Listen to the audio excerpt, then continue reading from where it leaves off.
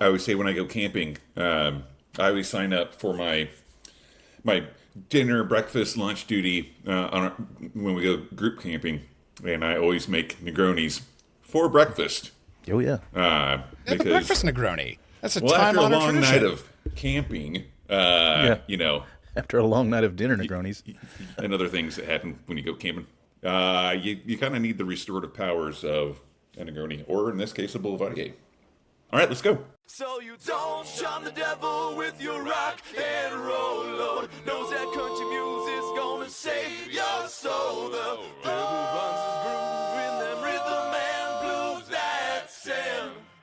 It's gonna get you some in the end. Welcome back to the Speakeasy. I'm Damon Bolte. I'm Souther Teague. I'm Greg Benson, reporting live from the socialist hellscape that is New York City. We are 14 hours into the communist takeover. Yeah, the downfall of New York City. I know.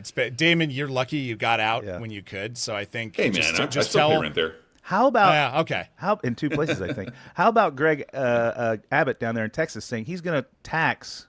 He's calling it a tariff. I'm going to tariff. I'm going to 100% tariff, which a percent of what? All New Yorkers who moved to Texas. Meanwhile, isn't he saying that if you're the type of person who leaves New York because Zoran won, and by the way, I'm very happy. We're all very happy Zoran won. Is he saying if you're the type of person who's going to leave New York because Zoran won and move to my state, I'm going to charge you? Like it seems there's madness going on. First of all, I'm upset that on a day like today, when I'm happy, you're making me defend Greg Abbott at the top of the show. This isn't how I saw my day going. We're not but- defending him. That's the stupidest thing. That's the stupidest thing ever. He'd be taxing the people he wants. Like it makes no sense. I'm pretty sure it's a joke. And everyone who's clowning on him didn't get it. And to be honest, it's kind of a funny bit. I hate to give it to the man, but really? All right. I am a connoisseur of bits. Okay, I got to give the devil his due here. Even a broken clock is right twice a day. It's kind of funny. And everyone who's dunking on him is giving me the same vibe as one of those bros who's like, oh, really? You like that band? Well, name 3 of their songs right now. Like, shut up, dude. And also, to make another point, if you are one of the New Yorkers who's threatening to move to Texas because you don't want to be part of a communist takeover, maybe you should have a 100% tariff levied against your person. I don't know. I don't know how that would work in practice, but it sounds unpleasant, and I feel like you deserve it. Anyway, let's talk about someone else at the top of the show, please. No, let's talk about Zoran Mandani. Yeah, let's talk about Zoran. Also, let's talk about happier things. What a great victory. Yeah, that, Everybody's and so also at the excited. same time, city's jubilant. I mean, there was also stuff here in California. You know, I mean, Hell yeah, Prop 50. Let's go. Prop 50, amazing. Like it was a big day for people. Yeah, It was a big day So, for American politics to kind of have a moment where we're suddenly feeling a little bit more refreshed and alive and kind of into the game again. I think we've been overdue for not just solely democratic victories, but democracy victories. Like people got out, they voted. Like, listen, if it's going to go that way, then let it go that way. But let it go that way because everybody voted, right? That's always been my stance. I just want everybody to vote. I voted 4 or 5 times. Vote early, vote often. Yeah, listen. He's got Got any dead relatives out there? Just use them. And addresses. He registered at all of his bars. All of his bars' addresses and mailed them in. There's a workaround there. Grand Army weirdly voted, but they voted for Curtis Sliwa. It was a weird thing. But He's got that hat, the style. I do like the raspberry beret. I do yeah, too. no, I mean, was obviously like, we're all... Shout out to Prince, you know? God damn it. Why on a Isn't day that like what he's today are you doing? guys making me defend Republicans at the top of the show? But like the more I saw of him, I'm like, I don't think I like him, but I am deeply entertained My guy, by Curtis listen, Sliwa. they put up a picture of him at his home, Curtis Sliwa at his home with all his cats, right? That he shares with like 17 cats. 13 cats. No, the thing that I'm shocked nobody chimed in on the post. Nobody commented about. I certainly jumped in and commented. I was like, the caption says, at home with his 13 cats in his home that he shares with his wife, 320 square feet. I was like, holy shit. Having 13 cats, yeah, that's Man's unusual. a real New Yorker. That's unusual. Say what you will about him. 320 Yeah. square foot apartment with a wife and 13 cats. Crazy person. It's super sus. I don't trust cats anyway. And like to have 13 of them, that's an unlucky number. I mean, just saying. Everything those people own smells like cat piss. Oh, yeah, undoubtedly. including the that beret. hat, probably. Oh, that for sure. Anyway, we should all be preparing ourselves now for the fact that in 2026, when the Mets miss the playoffs, the New York Post is going to blame it on socialism. But for today, I think we can celebrate. Yeah, I think Yeah, we're in but I'm just celebratory pissed that mood. I wasn't. How great! Like I feel like every fucking year, right? Something happens right after Halloween that would be the greatest costume, and then you've got the whole year, and then it fades. We could have had our Raspberry Beret. Everyone dressed as cats. We could have done this big like group Halloween party costume situation. You know, Steal on his it would have been 13 cats. amazing. Oh my God. It happened literally days later. Anyway, in other news that's cooler, Bridget Fertile, a good friend of the show, Yes. bought back Owney's rum in New York. That's great. Yeah, that's good booze news. A great brand that kind of like, I don't know, has this ever happened before? I mean, I know the only other story that I think compares is Unicum, the national drink of Hungary. Oh, right. Egészségedő. Unicum is the only company to, and this isn't obviously the same, only company to get taken over by a communist regime and then eventually gotten back by the family. Only company of any kind, booze or otherwise, shoes, tires, whatever. Nobody gets anything back from the communists, but Unicum did it. So anyway, I'm not saying that she sold to. I'm not saying she sold to the communists, but she sold to a bigger portfolio, and I guess she wasn't happy with what they were doing with it. I don't really know the story. I know I've met Bridget a few times. She's been on the show, and Owney's is a great rum. But so she got it back. That's awesome. Yeah. Happy to hear it. Yeah. No, and I don't really know the full story either because to be honest, I was a little afraid to ask because I felt like I didn't want to know because it was going to bum me out, you know, because Owney's was a real cult hit, a real favorite here in New York. And then it sold and I felt like I just didn't see it and I didn't hear about it. And I honestly wasn't sure what happened to it. You know, maybe that is what happened to it. Could be one of those things where a bigger brand bought it up just to hide it. Yep. You know, totally. And so she bought it back to say, stop hiding it. Yeah, totally. Well, let's all conjecture. Let's get her back on the show. We've got a guest on who has not to worry about very much of these issues that we've discussed thus far. Why don't you bring in our guest, Greg? Yes. Speaking of resurrecting old brands, yes. In the studio with us today, we have a bartender and writer from New York, but based in Paris, where he works at Harry's Bar and is the creative director behind the revival of the 99-year-old print magazine, The Boulevardier. We got Patrick Dooley joining us. Patrick, thank you so much for coming into the studio, man. It's great to see you. Having me on. But I do think that Paris is going to be a lot like New York. Everyone's gearing up for their own mayor's race that's going to happen in March. So people are celebrating here too today. Oh, really? Outstanding. Yeah. I mean, I think again, the world is kind of celebrating the things that are happening here in New York. You know, the world, there were no kings rallies all over the world, not just here in the United States, even in places that have actual monarchies, there were no kings rallies. And now, you know, the news of Zoran's winning, Prop 50 switching, several female Democratic candidates are the firsts, you know, the first female member of legislature in the areas that they're in. Like, pretty cool stuff is happening. Again, it's just invigorating. You know, it's kind of like a little bit of an awakening. Yeah, it's nice. It's nice to look to the future and feel something besides crushing existential dread. It's a nice change of pace. I think we can all agree. Yeah. I mean, a little bright spot.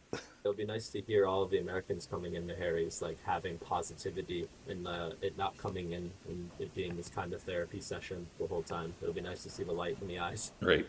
Has it been like that for the past year? Have we all just been beaten down and defeated whenever we come and sit at your bar? It's not even a year, Greg. Have the three of you been to Harry's in Paris at all? I don't know. Like, I haven't served any of you. I've seen you all in New York. Yeah. No, I haven't been there. Nice. I was there, I think, I mean, I don't know, six or so years ago. But it was before you were there, I guess. Yeah. I believe. Well, I guess like last year we had the American election, obviously, and we do this big party that's been happening for 100 years where we call the vote. It's only been wrong 3 times in 100 years at Harry's. And I just remember counting the votes with the owner with all these cameras and just kind of seeing my future ahead of me, but maybe 12 hours, and then knowing like, oh, this party's going to get really sour very quick. Yeah. No. Yeah. Wow. So you were correct with the prediction this year or this time? Yeah. Ouch. I remember I kept posting them on my stories, and people would just be sliding into my DMs and just being like, "Please make it stop. Please stop posting this." Yeah. Ouch. Yeah.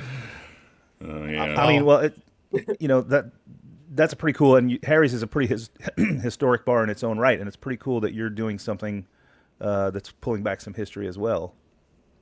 Yeah. This magazine project was really something that helped me in those quiet moments when I was off shift. And the thing that I like about your magazine, I actually just want to open with a quote that you use a couple times in there, which is the Boulevardier is a permanent fun seeker. Their life is a perpetual holiday. All they demand of society is wine and a song. And that sounds kind of fun. This quote clearly rings true for you. So maybe start by telling us why that quote really speaks to you and how this impulse led you to do what you've done with the magazine. I think for me, so this is my fourth year now here in Paris, and when I moved here originally, I had no plans of working at Harry's. I was just following my partner at the time, hoping I could get a job in Paris. And I walked into Harry's and met the owner, and we kept in touch. We had a few Zoom calls, and eventually he offered me to do a stage for a week. And I knew no French at the Cool. time. The I guess 25-year-old veteran bartenders thought it was going to be a really funny bit, and they took pity on me for a bit, and then they found it entertaining, and were like, "Yeah, we'll keep you," and they offered me a contract. So I think afterwards, though, that kind of quote, that demanding wine in a song, that Boulevardier spirit, I think came from all of the regulars that became fast friends of mine because they were so welcoming and wanted me to learn French quicker. And they were saying the only way I could do that is by going out with them and eating. And I think different than maybe like a New York lunch, a Parisian lunch, it's not over in 45 minutes. You can sit there and it's Into entree, plat, dessert, 3 hours. in my opinion, whether you're in Paris or New York or even here in the Bay Area, it's not. I can't call it lunch unless it's at least a couple hours long. And it's to me it's the most important meal of the day, because it also involves some sweet drinks. But there's that. It's kind of that bon vivant kind of lifestyle, but during the day, Yeah. Yeah. So, yeah. To me, also, I was thinking about the just. I love print magazines. I've worked in print magazines and designed for, and so and I love the old artwork, and I think it's really cool what you've done with that. And to me, it's kind of like with Souther. He's an author, but you're an author on a more regular schedule. It's you don't just write one. You kind of might be creating many volumes, of this. So that's pretty cool, man. So, I think it's been very overwhelming in the best kind of way. The outpouring, the Kickstarter campaign was finished in 2 weeks' time, and then I think it's at 150% now, over whatever the number was at the time. There's been, I think, just this hunger of writers that have come to Harry's seeking me out, that are wondering when they could write for the next issue, which is super cool. And now I just feel like I have this kind of collected cast of characters, even more so, that continues to grow. So I definitely would love to do a second issue, maybe make it biannually, just to save myself some headaches, because I've never done anything like this before. I never thought I would publish anything, or I've never went to school for this. It was just when I found it, kind of kept turning over rocks and connecting the dots until it became a physical product. How does this happen? What's the sort of mechanism behind the notion of resurrecting a 100-year-old magazine? Do you have to go through somebody to say, "Hey, I'm going to bring back your thing," or is it now it's just your thing because it's been dead for so long? I think a little bit of both. So I think it's my thing because it's been dead for so long. I think the antithesis, or the moment that kind of made me want to do it, was learning that they existed. Through Harry's, the basement here is just full of history. We have booze from the 20s, all the way up to present day. You have piles of newspapers from Le Monde. It's definitely been organized since I arrived here, but I can remember the first time coming into the catacomb space and just being blown away by the amount of things, America paraphernalia that's in here, champagne sabers, champagne buckets, all the old vintage Tom and Jerry like mugs and bowls that have just collected dust over the years down here. So then to kind of turn over a clue that led me to this magazine was what eventually led me to finding the rest of them in the Parisian archives here at the BNF. And that kind of was the moment of being like, okay, cool, we have to bring this back. There's all this artwork and all this beautiful writing that needs to be seen. There was a Hemingway article that was in there, and that's what ties into the second part of your question, which was I didn't know how I would get the rights to that or how to go about approaching it, and just kind of started pestering anybody who would listen to me until one day I closed the gap on that degree of separation and met one of the Hemingways and was able to get the rights to republish that piece. Yeah, I wanna double click on this because you seriously. found a short story by Ernest Hemingway that was so lost to history that Hemingway's own family didn't know it existed. And just to put this in perspective for listeners, to be a writer who finds a long lost Hemingway short story is kind of like being a doctor who finds the cure for death, or like a lawyer who figures out how to become president of Earth. Like, it is big. What was that moment like for you? And just what were the reactions to bringing this thing into the light of day? Well, I remember reading it. I remember flipping over into it and seeing a cover and it saying like, oh yeah, in this issue, read Ernest Hemingway, something to that effect on it. And it had a watercolor image of a bullfighter. And I was just like, yeah, no way. And then started flipping through, got to the pages, started reading it and be like, okay, this sounds much more fun than the Hemingway that I'm used to reading. So I didn't know if it was real and wanted to kind of verify that. But at that point, I was definitely in that mode of, this is my Indiana Jones moment. This belongs in a museum and need to figure it out. So I did try reaching out to Simon & Schuster, which they never got back to me. The only way I actually was able to get contact in that FaceTime was because one of Patrick Hemingway Adams' friends was at Harry's at one point when I was showing people on my phone obsessively all of the old cover artwork from these magazines, and the guy took interest, and I was like, yeah, and then there's this article, but I have no way, like, there's no possibility of me getting the rights to this or printing it. I'll probably print one and stick it in a drawer so that way they don't sue me. Yeah, then afterwards he just kind of name dropped that he was friends with him and then gave me his number and we started chatting. He brought it to his lawyers and his family, and they were just kind of didn't believe it. I remember I met with Brendan Hemingway recently and he was saying, yeah, we thought it was definitely you just plugging into like ChatGPT, like write a Hemingway article but make it whimsy. So that was a shock to hear that from him. But then, Pat, he brought it to Ernest's son, his son who recently passed away about a month ago, Patrick Hemingway, and he read it and he was kind of the one that verified it for them and said, yeah, that's my dad. Loved that he got to read him in a much softer light before he returned to the States after his time abroad. And I think for me that was the most meaningful thing alone, bar the magazine actually getting published. Just having that story in my canon was kind of unbelievable. When Pat called me and told me, yeah, we're gonna like validate that this is real. That is fantastic. Yeah, that's really incredible. and you said, your impulse was this belongs in a museum. Is that the origin story of Resurrecting the Boulevardier? Did you essentially build the museum to put it in from there? Kind of. Originally I just wanted to go to like, I've never done anything like this before. So I'm like, okay, cool. If I bring all these scans to a publisher, they'll surely find this interesting enough and they'll do it. So I remember I tried to go do Tanshen, that really cool coffee table book place, and they just flat out ghosted me. I went to maybe like 4 other publishers. It was a lot like dating, like one ghosts you, one you think is going to be the love of your life, another one not so much. And then eventually you found the one, which ended up being myself. So we ended up self-publishing it.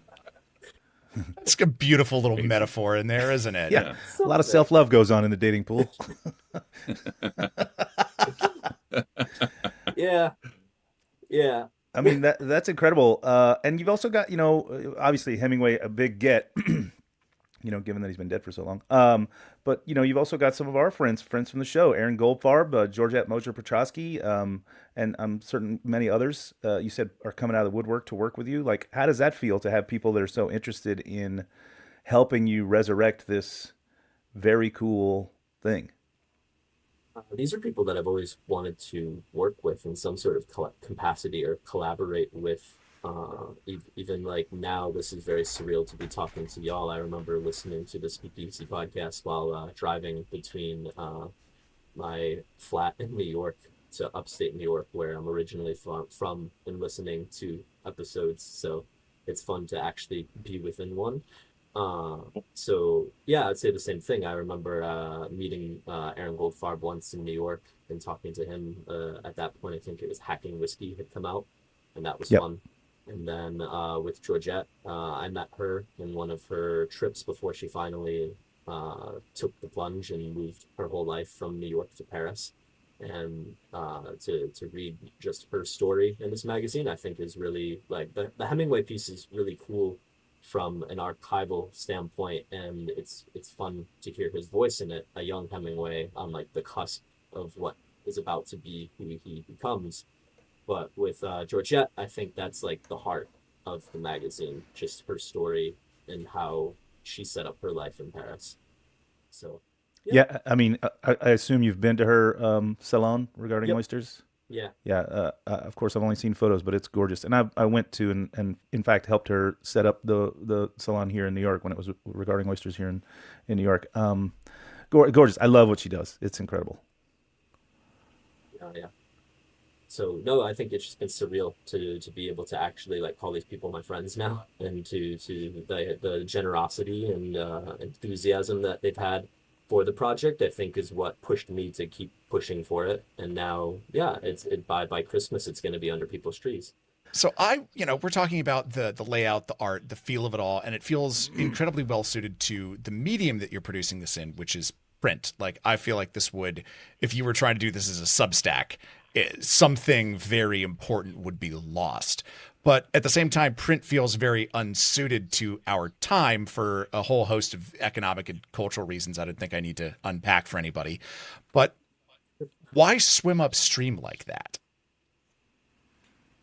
I think, well, one, sitting in the archives and holding all of them, because they all were kind of bound into this giant anthology. So to flip through all of them and to have kind of they at first I was nervous and saying, oh, you don't want me to hold these with gloves, and they were saying how the oil in your hands makes it easier, where you're actually not going to tear the paper going through it. So I'm just flipping through what might be the last or the only, I guess, archived version of these magazines, and in my mind, it felt like that was the only way that artwork should be presented.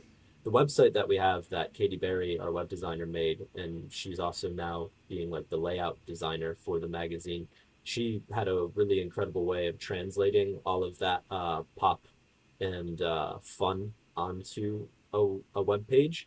But even her, she'll say, like, when you hold it in your hands and you flip through it, everything just has a different life to it. And I think there is a craving right now for things to be physical again, and to sit with a physical product, something slower that's been well made. Look, you can go on Esquire.com or whatever website and find a recipe for a lost cocktail from back in the day. And it, when you think about Cocktail Kingdom with like Mud Puddle Books, like their publishing side, it's like, but isn't it cooler to have the book, and Yeah. to especially like my back bar is almost at this point at Grand Army. It's almost more books than bottles, just because they're so cool. And the bottle tells a story, but the book tells a little bit more. And I think that the way that having worked in the magazine industry, like you said, having a really nice paper stock, having a great layout, artwork, content, that makes a magazine more collectible. Especially I think that people, especially someone with like a nice bookshelf, it's like you'll have, volumes of cool magazines like Wired or something, that you look at. But what's cool about this to me is it, it is an archive. It's like a smaller, essentially a paperback version of a cocktail book. and it's an archive of these ads, like you mentioned before, which they're just so cool. And it's beautiful. Like when you look at there's one ad that you have in there, and it's a Cointreau ad, and it's a lady who's got her arms around this very abstract art of a lady with her arms around the bottle, and she's got glasses on, and she's just kind of looking at it. And it's so, I said whimsical before. It is very whimsical, but it also kind of gives you that feeling of being in Europe back in the day, and you're not ripping out coupons for Safeway or Kroger's. You're like, oh, I'm gonna go get my baguette and my brie and a bottle of Chateauneuf de Pop, and it like walk down the streets of Paris, and it's just there's an escapism, just like I think going it to the bar, that you get from seeing that in the artistic form, and reading it too. Yeah, I think it harkens back to a time when when magazines were a little bit more substantial and a little bit more Tangible. Yeah. and more of like a statement piece, right? Like you're carrying it around because it's beautiful. You want to maybe show it off. You maybe keep it on your coffee table in your home for a while because it's beautiful, and you want to show it off until the next issue comes out, and then you do archive them and keep them, and this artwork in here it speaks to all of that, and the cover as well. So I used to let's walk talk a around New little. York City with a copy of the New York Times. I actually don't know how to read. I just thought it made me look like a New Yorker, And I didn't realize until years later that when you do the crossword, you're only supposed to put one letter in each box. Totally blew my mind. Yeah. But let's talk about Paris. This place has so many famous bars, including Harry's, where you work. And what's it like to be part of that legacy? I mean, I feel like you've kind of talked about the magazine influence and the archives. I mean, to me, just even not even just working at the bar, but being able to go into the archives downstairs and just look through the stuff. I mean, like we're all kind of big collectors of books, but also old, you know, like Tom and Jerry bowls and old tools. It must be fascinating to go through all that. Yeah, yeah. I guess to speak on it, like going back to what you were saying about tactile things, or the importance of having something physical in books too. I was thinking about like the ABC guide that Harry's put out, and just even having that tiny book where, like, this is before, the Mr. Boston, and you have the tactileness of being able to flip through the letter pages and being able to slip it into like your inner coat pocket if you wanted to, which I imagine many bartenders did back in the day with this one, if they like had it on their person. Whereas I know when I was For in New sure. York and was reading all of those old cocktail books, or trying to be more focused on the classics, I remember seeing this in a PDF, but the PDF isn't gonna live up to that. Speaking of stories, I mean, I'm sure like working at Harry's, you've got a shitload of those. I'm just so curious what the experience of working at a place that is so iconic throughout space and time is like. And I'd love to hear just anecdotes, fun stories, any juicy gossip you have. Spill the tea. Okay, let's Go go. for it. Okay. So the bar itself, so it's 114 years old, 1911. There's no music. There's been no music ever played upstairs. There's a piano bar downstairs, where the theme to American in Paris was written on the piano.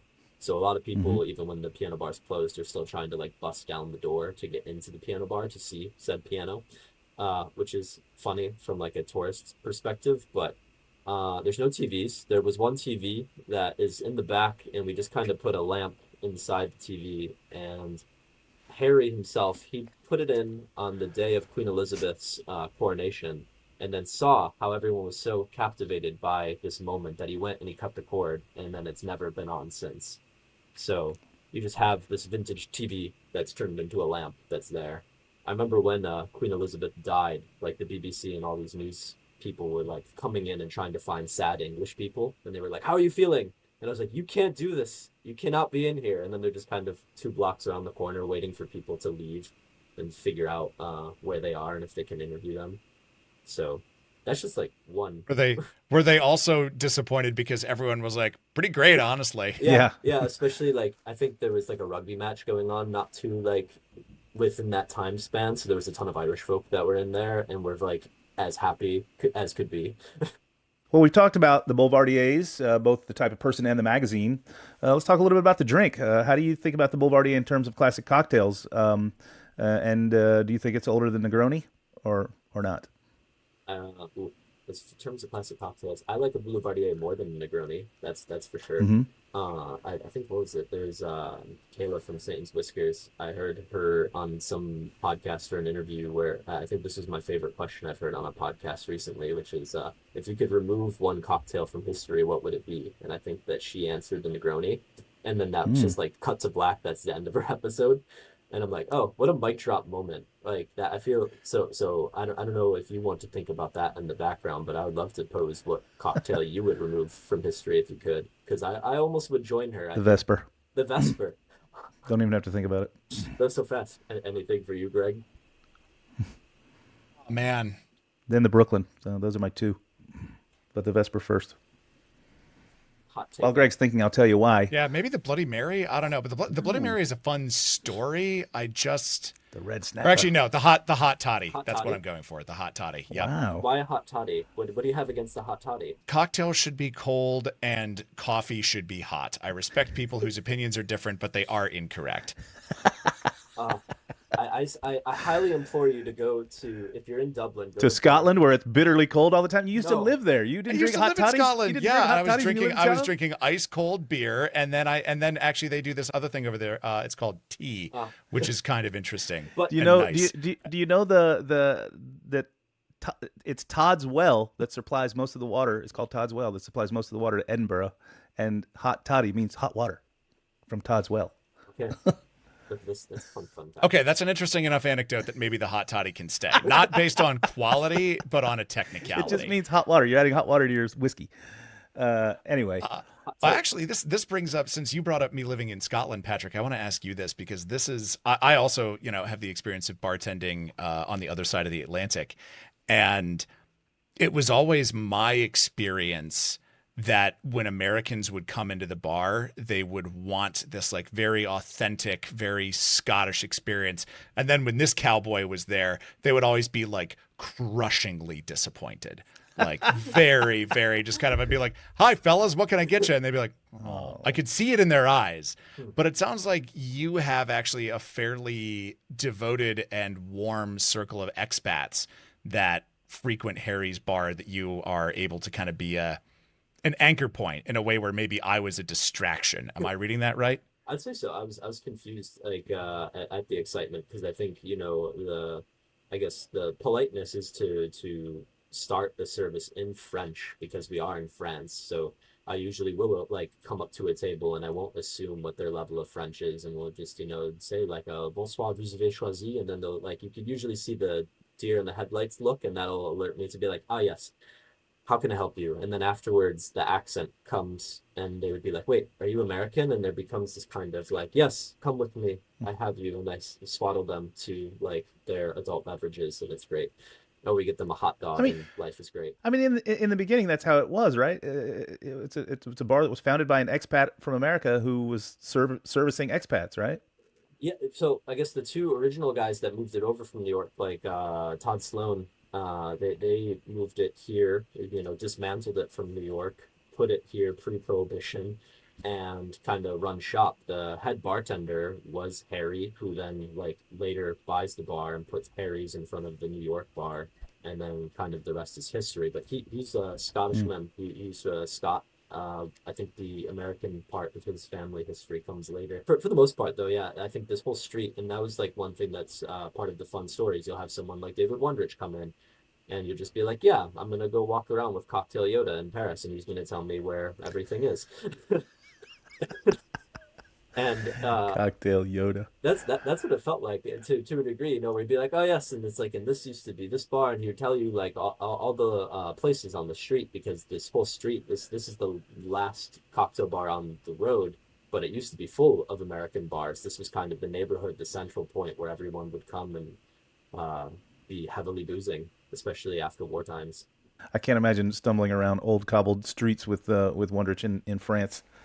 It should be an Airbnb experience, a pricey one. If Wanderers isn't available, I'll do it. I'm sure he'd go for it. Well, this brings me to like an overarching theme that I got reading your magazine, which is that a lot of the stories, both the old and the contemporary ones, center on this idea of belonging, either wanting it and searching for it or feeling it specifically in Paris.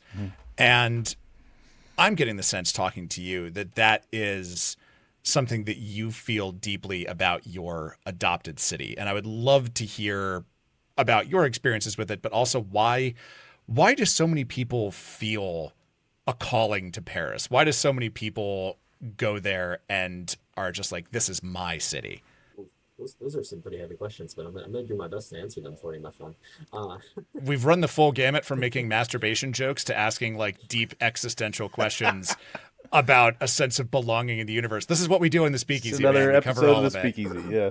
okay, so I'd say from my standpoint, one of my favorite things, as you're saying, I think I flip flop. It's very some days I forget the history of this place when I'm behind the bar, and it just feels like I'm behind any other bar, and people are rowdy, and it's last call, and you're just being like, no, I'm gonna put down this like Navy gate, and y'all got to be on the other side of that in 10 minutes. I'll have people like I remember Nico, one of my good friends and colleagues here.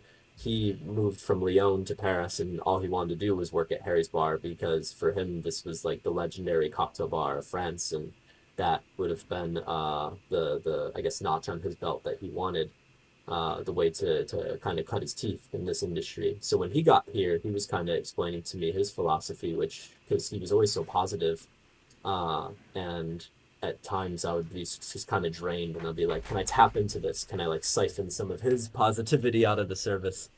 Um, and for him, he would just be like, oh, like some of these people, they've saved up for years to come to Paris. And like, this is probably one of the only nights they're going to get to go out here. Maybe even if it's just like a French couple where it's like they just want to try a good cocktail bar because they're like any other city. There's so many bad ones too, where, you pay especially a premium in one of these big cities like a New York, a London, a Paris, where you want to get your money's worth. So for him, he wants to put on that show and I guess give them the service that they deserve. So I think of that, and I try and incorporate that into trying to make people feel like they belong to this place too. I think there's a delicate balance because sometimes people will come in and they'll see all of the American college pennants and the paraphernalia, and sometimes people can feel too at home, but that becomes the fun gauge. I think the being in that traditional white suit that's been the same uniform for 114 years kind of also creates a level of respect that people will approach the team with. So that I think helps. But to go into your question about like this sense of belonging and why Paris, I think a lot of people are looking for something kind of authentic, unadulterated. That I don't want to use the David Foster Wallace quote that talks about. I don't know if you're familiar with this one where it's just like there's this quote where from whatever that lobster book was, and he was talking about how Americans are just kind of like fleas on a dead animal that are trying to like. But yeah, it was intense where he was talking about, and I think that becomes the other side of the coin. Because, for example, there's this place called the Petit Vendôme that's maybe 3 blocks away from Harry's. You could get, back in the day, my first year, 4 years ago, you could get a jambon beurre for maybe $6.50, and you would just go in, and maybe the person would ignore your existence for 10 minutes, maybe not. There'd be good French music and banter, and it was just always fun. They would go out, they have their cigarettes. It was very classic. I think somebody on TikTok started posting about this place around the Olympics time, and now there's a line to that place, maybe 3 blocks long at lunchtime, all the time. Listen, it sounds to me though like you have assimilated yourself and you have found a place to belong there in Paris and behind that bar, that storied bar. Yeah. And also, it's making me desperate to get over there and come. I've been to Paris a few times, and it's never been on my agenda. But next time I'll come, it'll definitely be on there. But we've been asking a question at the end of the show recently, and that's where we are. So an opportunity for you to shout somewhere out that's there in Paris that you enjoy. Like where are you drinking these days in Paris? Right now it's Remy Savage's new place, Abstract Bistro. He has one in Lyon, but they just opened one on Rue Saint-Sever near Devis. and that little street now is becoming like a focal point in the city. So I've been loving going there. The Moresque is great. They also have this butter martini that I'm sure will become the latest TikTok trend. And then I'll be waiting in Butter line for martini. that. Butter martini. I do Can love. you drill down a little bit on the butter martini, because it combines two things I love in a way that I'm not sure at first blush would work, but you're selling it, so tell me a little more. It's well, so and what was it, Southern? I believe you're familiar with all of Remy's concepts, maybe, or did Oh you yeah, get for to go sure. to Yeah, them? yeah. So like they produce everything in house. They have the rotovaps and such, and do that distillation. I'm not going to pretend like I've ever touched one, so I'm just going to say that they found a way to rotovap butter, and now that's a martini. And they bring over this big frosted, bottle that was there, and they pour it to you and do like a free pour kind of, or what is that called? Yeah, like a freezer pour. It's delicious. Oh, yeah. It's great. The design is based off of this Edward Hopper painting, not Nighthawks, but another one. But it feels like you're in the Nighthawks kind of painting while you're sitting there and looking out at Parisian streets and enjoying your butter martini. Incredible. I mean, the guy's always doing great work, at Little Red Door and at Shapes for a Name back in the day. Incredible stuff. Well, listen, where can people follow along with your antics, both behind the bar there and, of course, about Boulevardier, or maybe where can they even order copies still?